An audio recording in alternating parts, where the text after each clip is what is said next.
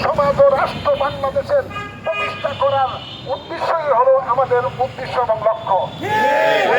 বাংলাদেশ থেকে চিরতরে দুর্নীতি দূর করতে হলে, সন্ত্রাস দূর করতে হলে, মদ সন্ত্রাস দূর করতে হলে, অন্যায় অবিচার দূর করতে হলে, ন্যায়ের শাসন প্রতিষ্ঠা করতে হলে, এদেশ থেকে চিরতরে আপনার মাদক নির্মূল করতে হলে, এদেশকে সোনার দেশ হিসেবে গড়ে তুলতে হলে একমাত্র ইসলামিক ফ্রন্ট বাংলাদেশের প্রতীক, চেয়ার প্রতীক, এই প্রতীককে আপনাদেরকে বিজয় করতে হবে।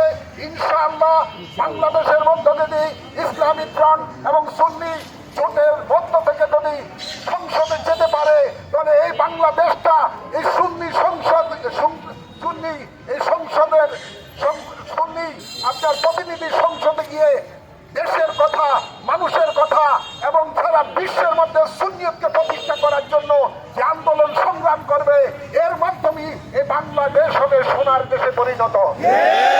ইদানিংকালে আমরা দেখতে পাই যে কতিপয় কিছু ইসলামী দল নাম নিয়ে তারা বাংলাদেশের মধ্যে জঙ্গিবাদ ছড়াচ্ছে, সৃষ্টি করে ইতিমধ্যে আপনার বিভিন্ন ওলি আল্লাহর মাজারগুলিকে ভাঙচুর করেছে।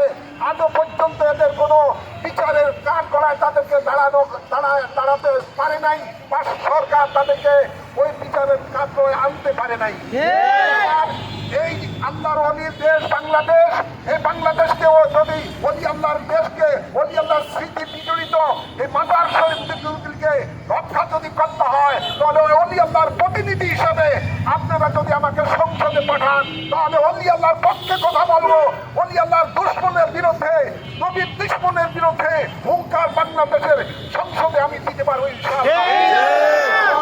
বিশেষ করে বাংলায় এই নারায়ণগঞ্জটাকে, নারায়ণগঞ্জ সদর এবং বন্দর, এই দুইটি থানাকে বাংলাদেশের মধ্যে উন্নত মডেল থানা হিসাবে ইনশাআল্লাহ প্রতিষ্ঠিত করার জন্য আমার আপ্রাণ চেষ্টা থাকবে। বিশেষ করে এই নারায়ণগঞ্জের মধ্যে যে মাদকের সয়লাভ রয়েছে, এগুলো চিরতরে নির্মূল করা হবে। চাঁদাবাজি, সমস্ত চাঁদাবাজি নির্মূল করা হবে।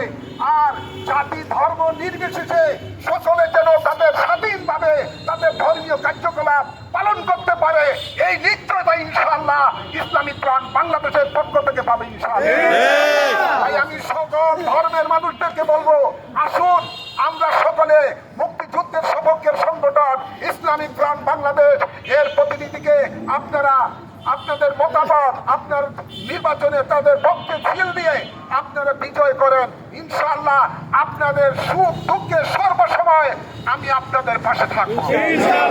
সকলকে আমি এই উদাত্ত আহ্বান দেখে আপনারা সকলে ঘরে ঘরে সর্বত্র এই চেয়ার প্রতীকের দাওয়াত নিয়ে পৌঁছাবেন এবং তাদেরকে চেয়ার প্রতীকে আপনার সিল দেওয়ার জন্য আগামী 12ই ফেব্রুয়ারিতে আপনারা যেন সকলে ভোট কেটে দিয়ে ইসলামিক ফ্রন্ট বাংলাদেশের প্রতীকে ভোট দিয়ে আপনারা বিজয় করবেন।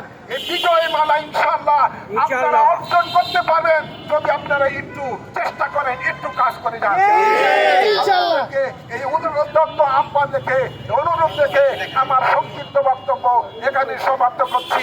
বাংলাদেশ জিন্দাবাদ, ইসলামিক ফ্রন্ট বাংলাদেশ জিন্দাবাদ, চেয়ার প্রতীক জিন্দাবাদ।